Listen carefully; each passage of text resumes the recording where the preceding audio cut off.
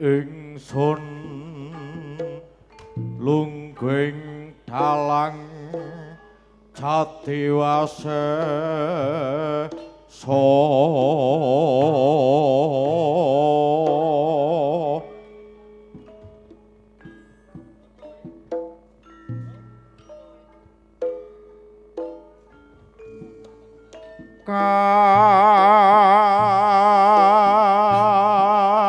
kang wenang hamaseso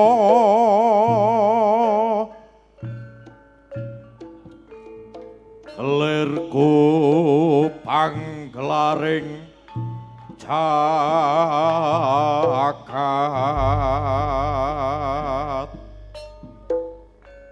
trodognya sangga buwana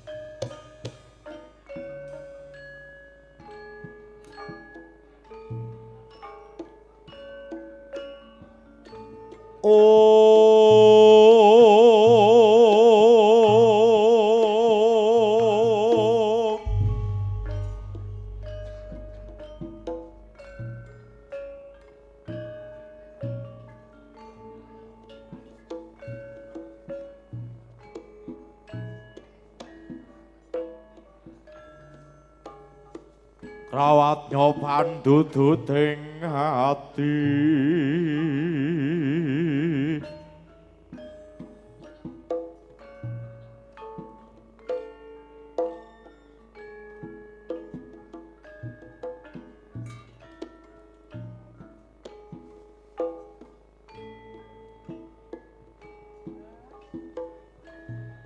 trojognya sangga buwana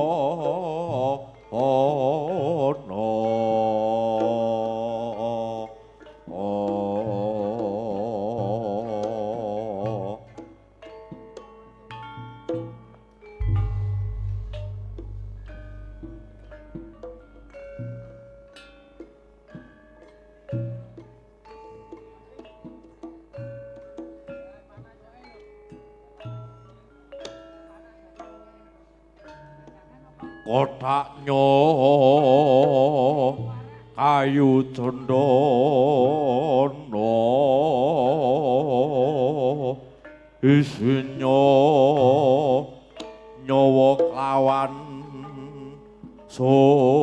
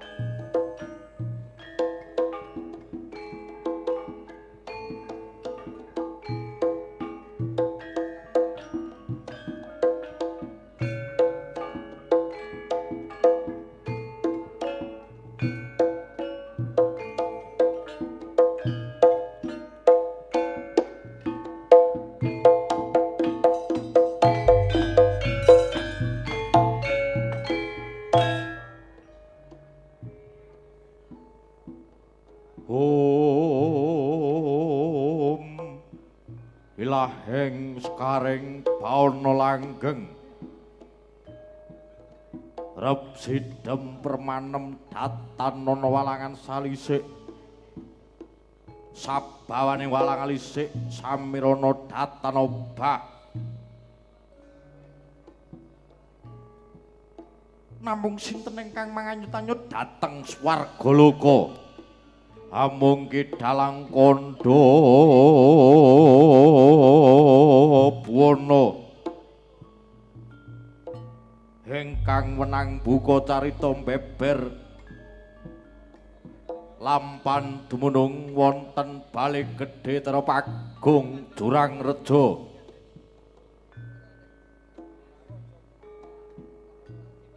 wenang ingkang kinarya bukaning carita namung nenggih negari negara Ngastina gelaring negara Ngastina swurep Data pitunaneng nenggih negari pundhita ingkang kaekuwadi Dasapurwa eka marang sawijadi luwih dasa 10 purwa marang kawitan senadyan kathah titahing jawat ingkang kasongan ing akasa kasongan ing kapit samudra kasongging bantala kathah ingkang sami hanggana raras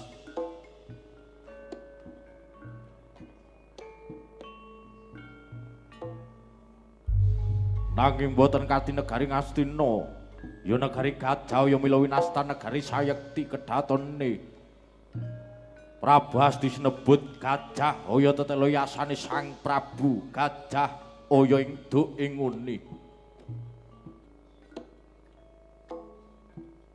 Wah ateges wadhaika sawijadi luwih dasa 10 mindra miter. Sabda pitu sasra 1000 bawana jagat kura pencaring negari Ngastina mila. Bilih den upaya sak jagat ing Racak Pramuditya den wilanga seuda tenang sal 100 nadyan sados angsal satunggal. Namung negari Ngastina ingkang kasebat panjang Punjung Pasruwukilah jinawi gemaripah Kartoturaharja panjengat teges dapa capane punjung dhuwur kukusi pasir samudra uker gunung loh taneng pasabinan tulus kang sarwa tinandur Jinawi murah kang tinuku sanyata negari Ngastina ngiwake pagunungan ngenaken pasabinan ngajengaken bandaran ageng. Guru bakal guru dadi kang ngasok glondong pengayem-ayem. Kang tebih samya manglung kang telak camyamu tuminglung. Katingal ajrih asrih ningali sulaking negari Ngastina dasar negara kang gedhe, obore padhang jagate. Jero tancepe adoh kang dadi kuncarane. Unang den ucapno sinten ta ingkang negrenggane negari Ngastina kang pinenengake regemreh usananing adil. Sedulur Narendra Prabu, Duryudana ya Prabu, Suyudana ya Kurupati, pantes wijining sinatriya Bupati Ratu Dasar. Dadane manik sumun dito endang priyayi wadon. Pasemone para widodari pawane sabda, gura dedeking jugul muda ambeki sinatriya. Duk pinarak wonten ing kursi gading. Hangadep dampar kencana lenggek-lenggek saemba gambar winangun. Dasar Sang Prabu ngrasuk busana keprabon. Jame mangsungsum tiga sumping rontin ubing kukilopati anting-anting Srutya Praba kencana. Sang-sangan kebu bengaulur-lur kajongan dodoti kembang gringsing wayang. Paning secindhe binara tulana cindhe puspita. Binggel tali wangsa.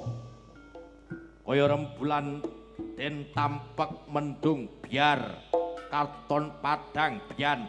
Katon peteng saking endang busanane Sang Prabu Duryudana. Indra Jaya swinten sitinggiling binatrata sinten ingkang sowan wonten ing Abiyantara. Namung pujangga negari Ngastina nenggih para begawan. Resi Drona ya Sang Baratwaja. Datan kantun Wrangkanata nenggih Sang Trigantalpati ya Sang Harya Suman. Ya Sang Harya Sengkuni ya Patih Sengkuni minangka Wrangkanata negari Ngastina. Lenggah mabukuh konjem bantala mukane datan kantun ing Wrangkanata. Adipaten ngawangga nenggih Sang Narpati ngawangga nenggih Sang Narpati Basukarna.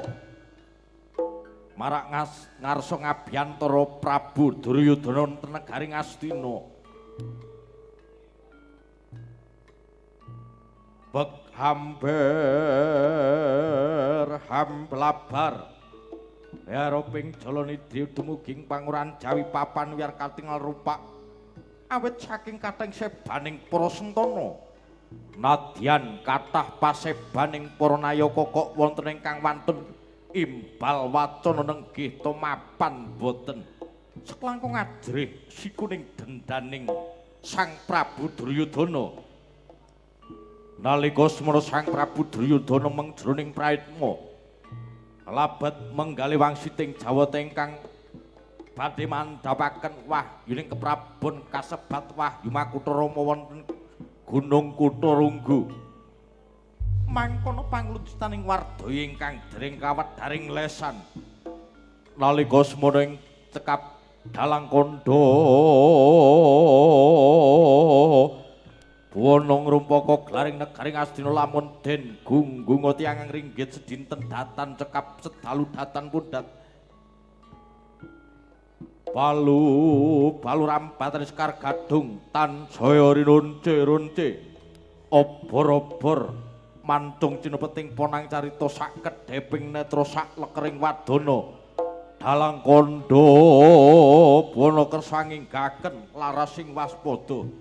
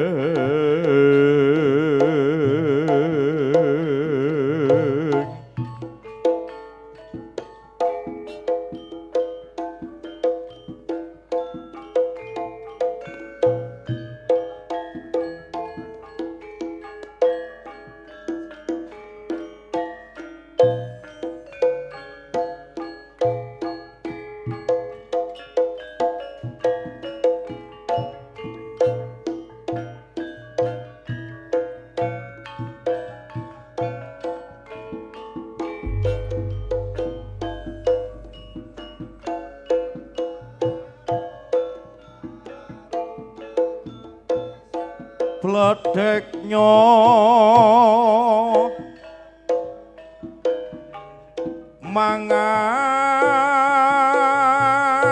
mangampar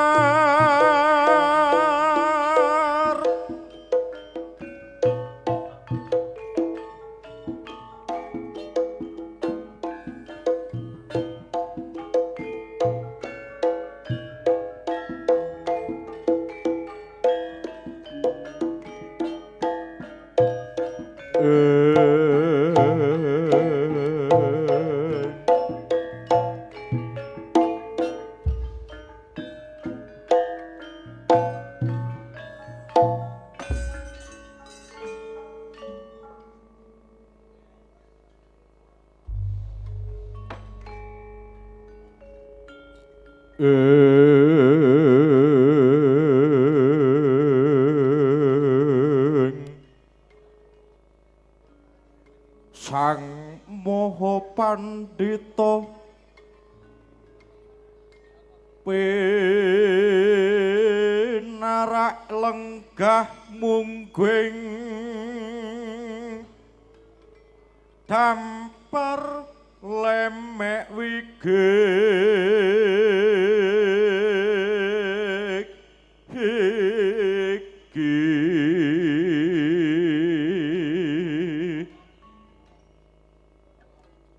ana pandita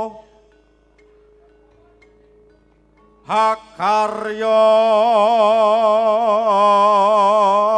wangsit pindha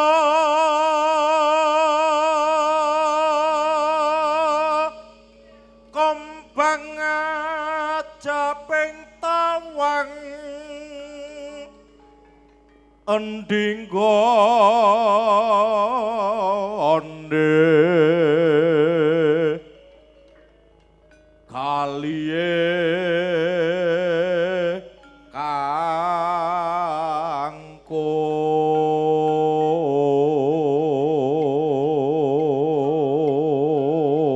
kangkung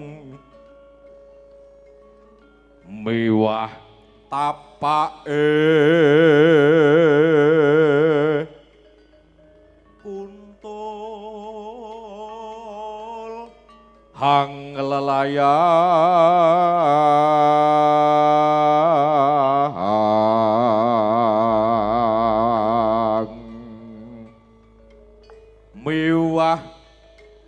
tapake kuntul hang lelayang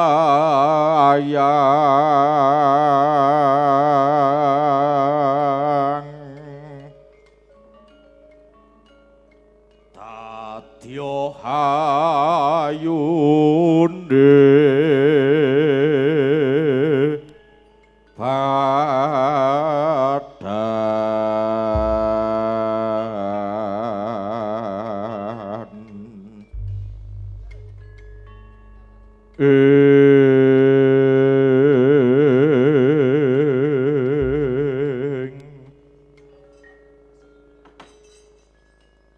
mangke to mangke Bapa Begawan Durna sareng paduka kula ngaturaken sungkeming pangabekti pambage panakrami mugi kunjuk sandhaping padha paduka Bapa Begawan Durna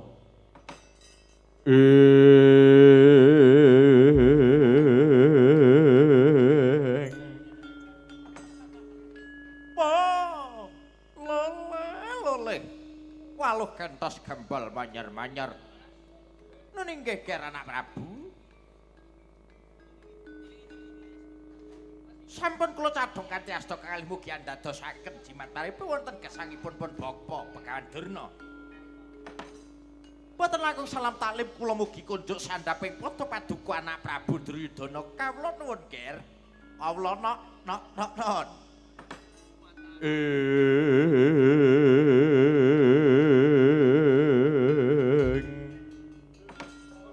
Nggih Bapa Pandhita Durna sampun kula cadhong kanthi asta kalih mugi andadosaken jimat paripun wonten negaring Astina Tego Hiwanane andadosaken cahya murcahya wonten gesangipun kawula ngasta pusraning adil wonten negaring Astina Bapa Begawan Durna Duh, Bapa mugi kaskecaken anggen paduka lenggah pinarak wonten pasewakan agung negaring Astina. Mugi boten wonten sangga rungginipun panjenengan prapta wonten negaring Astina. Bapa Begawan Durna.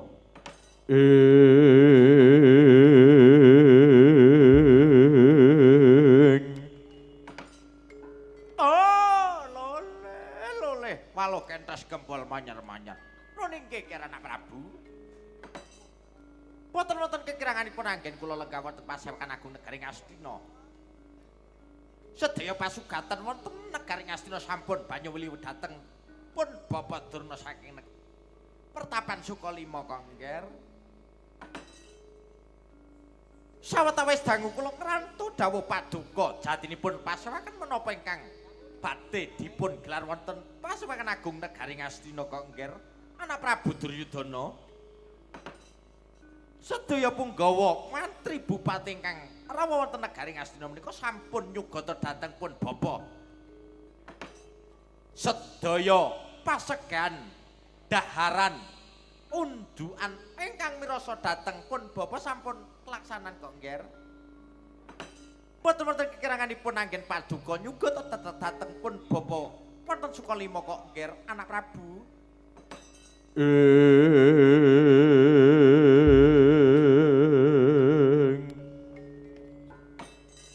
Duh.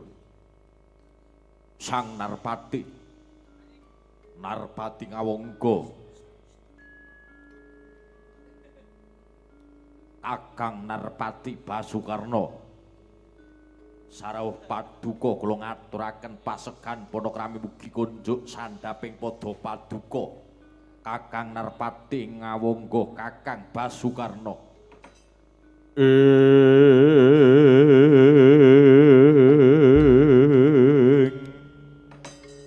Nun inggih Nyai Prabu sampun kula tampi handadosaken bingahipun Kakang Yayi boten langkung salam taklim kula mugi kunjuk sandhaping padha paduka Yai Prabu Duryudana. Kawula nuwun Yai Prabu.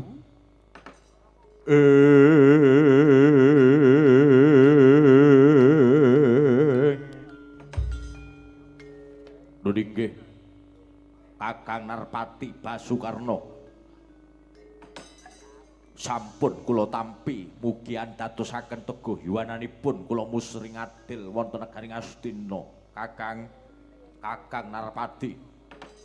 Sarah paduka mugi kasketaken agen paduka lenggah wonten negari Ngastina nenggih pasewakan agung negari Ngastina ngriki. Kakang Narpati Basukarna. Nun inggih Yai Prabu.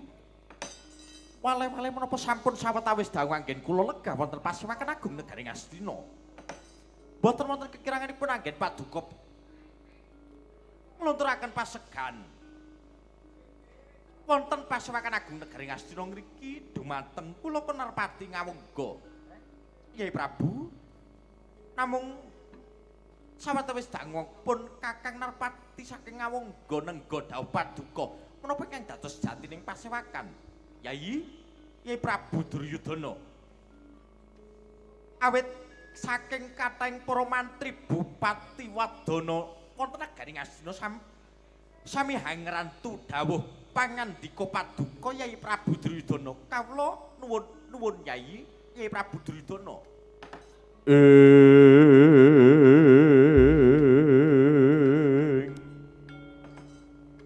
Nggih. Bapa Begawan Durna kaliyan Narpati ngawangga slaminipun jatinipun pasewakan badhe kelwedharaken menapa ingkang dados wigatinipun pasewakan wonten dalu mangke. Bapa Pandhita Durna kaliyan Narpati ngawangga Dwin Sentana Praja negara Ngastina.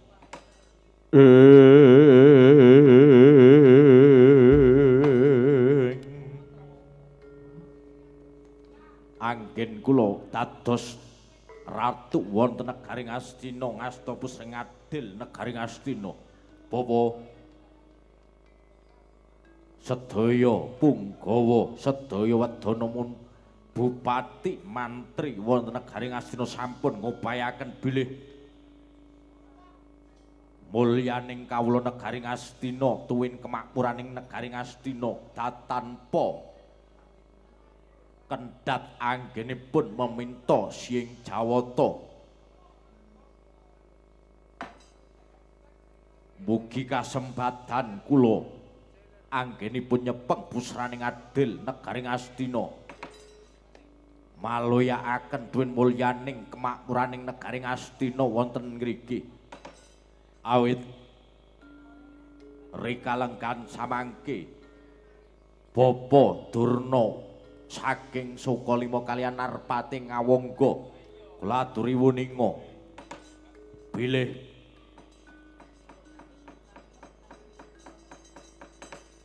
ing rikalenggan samangke Jawata saking Kahyangan Suralaya tuwin kahananing jagat badhe mandhapaken Wahyu Mahkutha Rama mapan ingkang wonten Gunung Kutarunggu. Bapa Sukalima tuwin Kakang Narpati ngawangga Kakang Basukarna kados pundi minggah pamanggih paduka sakloron Bapa Begawan Durna tuwin Kakang Narpati ngawangga.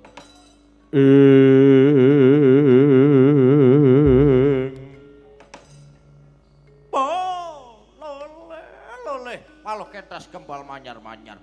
Nun inggih Ger, anak Prabu Duryudana anak Prabu.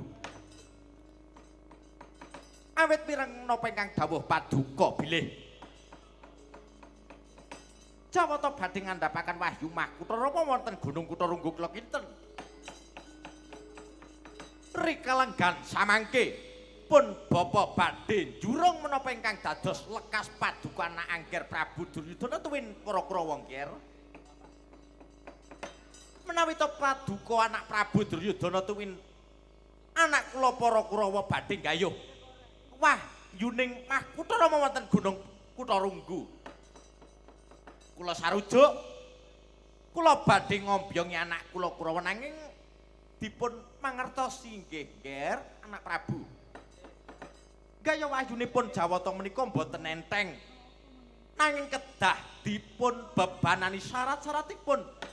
Anggenipun menungsa wonten Ngadyapada utawi wonten ngalam donya badhe nemu kamulyan tuwin wahyuning Jawata menika kedah dipun syarati tuwin bebana ingkang badhe nujoaken kasebadanipun badhe gayuh Wahyu Makutha Rama kok Nger.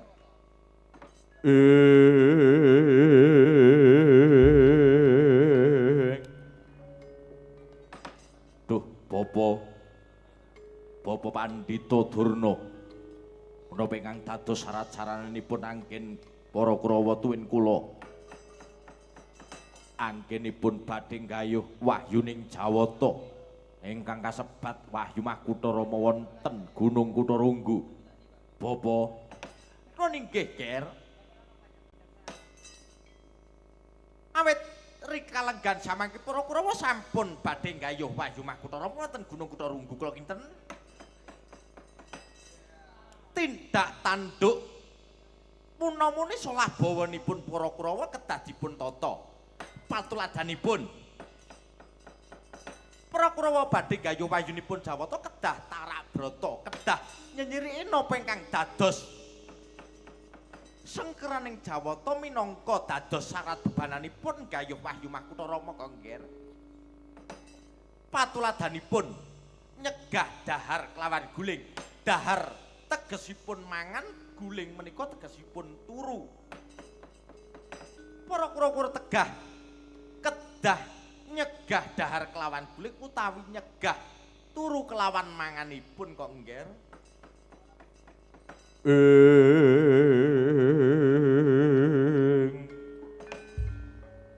Kakang Wakning Gondel piye dijuni napa saged Kurawa menika angganipun tarak brata sesirik dateng dahar kelawan guling utawi tetedan utawi tilem Kakang. Adi Juni, sedaya ngelmu kawruh sampun kula wulangaken dhateng para Kurawa nanging kabeh wau dumateng para murid para Kurawa kelawan Pandhawa menika benten-benten kok yayi. Lah bedane apa kok jajal? Menawi to para Pandhawa kula ulang babakan ngelmu kawruh anggenipun badhe gayuh wahyuning Jawata kula kinten kabeh para Pandhawa ingkang cacah gangsal menika deku-deku wonten ngarsa kula dados sedaya kabeh mirengaken anggenipun badhe gayuh wahyu menika tumantep dateng rasa tuwin jiwanipun para Pandhawa nanging benten kelawan Kurawa kok nggih. Lah bedane apa yen para Kurawa yen gayuh wahyu yen mbok ulang piye? Para Kurawa menika lek anggen kula ulang cacah 100 para Kurawa 108 para Kurawa ingkang rawuh wonten pawulangan kula menika sing mlebet namung gangsal kok ngger mboten malih Dursasana Durmagati Kartamarma kalih Kartipeya. Wong papat niku. Lah napa midhangetaken napa nggatekno wulangan panjenengan Kakang Durna? Mboten.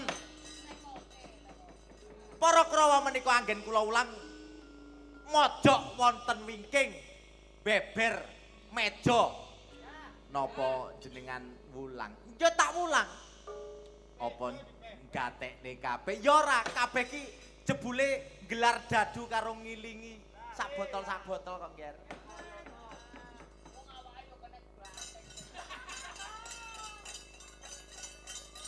Eleh kaya kowe ora wae. Aku ki minangka patuladan, aku ki guruning para Kurawa lan para Pandhawa ora bakal ban sindhe, ban siladan kok dijuni.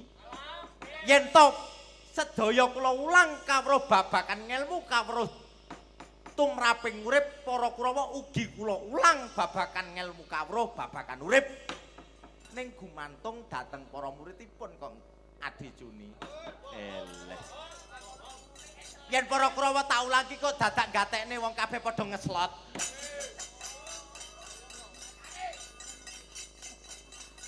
Eleh, ngono-ngono lak yo oleh kaya. Oleh kaya piye dak? Wong kabeh kita ulang babakan kautaman kok disuni. Kabeh kita ulang babakan kawruh tumraping urip ya apa menungso ana ing alam donya bakal gayuh kautamaning urip supaya antuk wahyuning Jawata. Kuwi bakal tak ulang kabeh ning kuwi gumantung saka murid-murid ingkang nampa kok ngger. Ya yen pancen kaya mangkono kowe kurang sabar. Kurang sabar piye, Joko? Aku yen ngulangi kendangan ki kurang sabar piye? Aku yen ngulangi babakan ayak disirepke nganggo perang ki kurang piye? Kabeh ki gumantung para Kurawa saged nampani babakan kautaman apa mboten Adijuni? Anak Angger Prabu Duryudana, lho nggih, Bapa Durna. Kados pundi menggah paduka ngeten Nger. Awit sarana bebananipun kedah sesirik Tarabrata para Pandhawa anggen para ngamart Kurawa anggenipun badhe gayuh Wahyu Makutara wonten Gunung Kutarunggu. Nyenyirik dahar kelawan guling anggenipun badhe gayuh kula kinten mangke badhe kasembadan kok Nger. Lho nggih, Bapa Durna. Duh, Kakang Narpati. Kakang Narpati ngawangga. Kados pundi menggah pamrayogi paduka Narpati ngawangga Kakang Basukerna.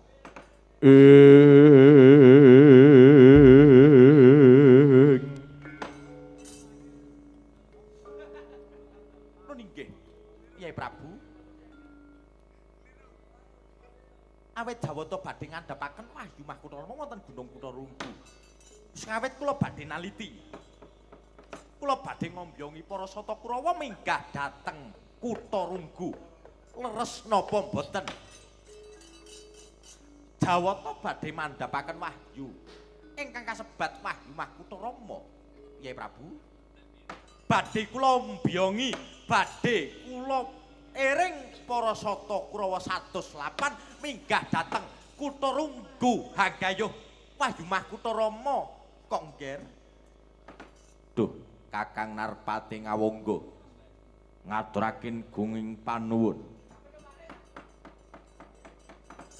Awit berkah pangestu paduka Pandurung donga tuwin Pandurung. Paduka dhateng para Kurawa badhe gayuh Wahyu Makutara kula kinten dinten rikalenggan samangke badhe kasembadan. Para Kurawa badhe gayuh Wahyu Makutara, Kakang Narpati ngawangga.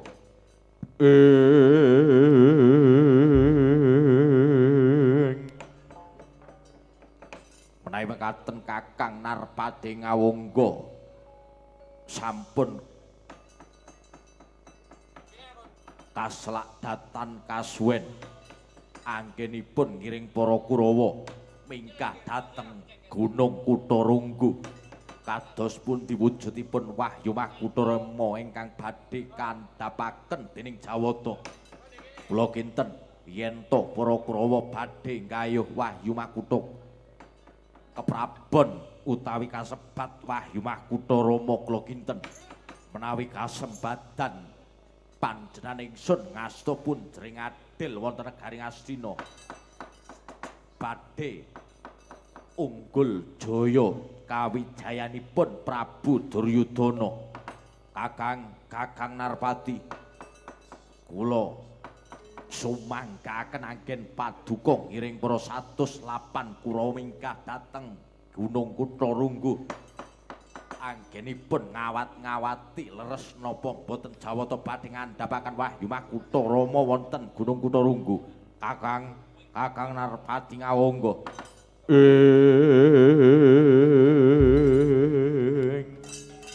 Nun inggih. Kyai Prabu. Badhe kula iring para kadang 108 para kurawa badhe minggah wonten Gunung Kutha Runggu kayuh Wahyu Makutha Rama ingkang kasebat ingkang badhe kandhapaken dening para Jawata wonten Kahyangan Suralaya. Kula kinten bontes ngantos sonten parak sore para kurawa badhe boyong wahyuning keprabon ingkang kasebat Wahyu Makutha Rama.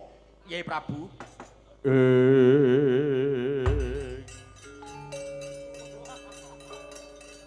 Dereng imbal wacana Sang Prabu Duryudana kaliyan Narpati ngawangga. Sampun samawta ing gawe sawega ing diri Sang Narpati ngawangga badhe ngiring 108 para Kurawa Minggah dateng Gunung Kutha Runggu.